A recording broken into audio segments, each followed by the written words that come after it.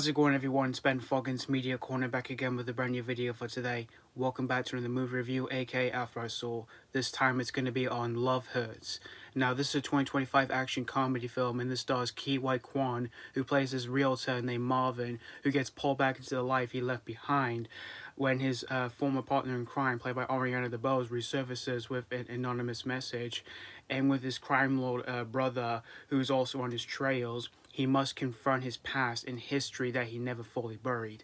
So that's pretty much the story of Love Hurts. Now, I was actually really looking forward to this movie since this was a new action comedy film, and this is the latest film with actor Quan, in which he's definitely become one of my favorite actors working today. Ever since, he came back into acting, he eventually became an Oscar winner for his performance in Everything Ever All at Once, which of course he won the Best Supporting Actor Oscar for that film, which he truly deserved it because he was really good in that movie. And ever since his Oscar win, he eventually went on to do really big things in recent years since his Oscar win. And I do think he's a really nice guy, and yeah, he's a really cool dude.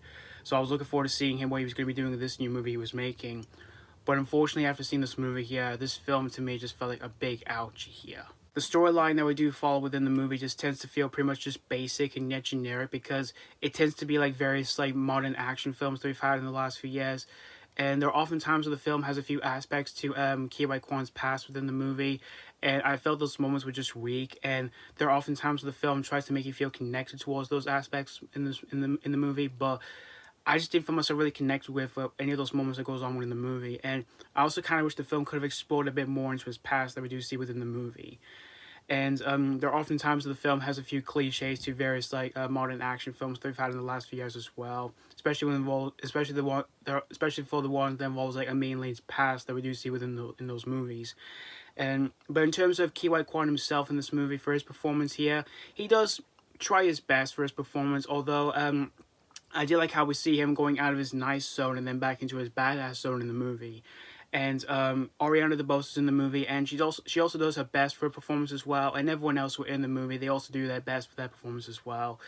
And when it comes to the action scenes in the film, they were unfortunately a disappointment here, because they just felt weak, and they couldn't save a whole lot for this movie, because most of the early action scenes that we do see within the movie just felt less violent, even though this is an R-rated violent action movie that has signs of blood, like has some like brutal deaths.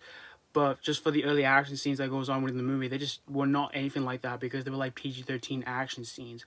Although when it comes to towards the end of the film, like the last act of the film, I would say it was the fun aspect when it came to the action, because they were definitely a lot more violent than the early action scenes that we saw earlier on within the movie. But in the end, guys, Love Hurts. I wouldn't necessarily say this was a terrible movie.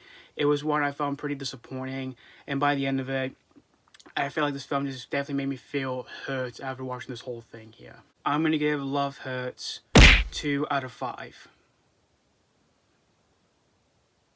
Like I said before, I wouldn't necessarily say this was a terrible movie here. It is one I just found utterly disappointing here, because as I mentioned before, I was looking forward to this one. Even though there were a few things I didn't mind out of this movie, but in all honesty, it's one I just tend to forget in the slightest after watching this whole thing here. But anyways, thank you guys so much for watching my After I Saw review on Love Hurts, and I'd like to know what did you guys think of this movie, if you've already seen this movie, or if you just recently checked this one out. And as always, this has been Foggins Media Corner signing off.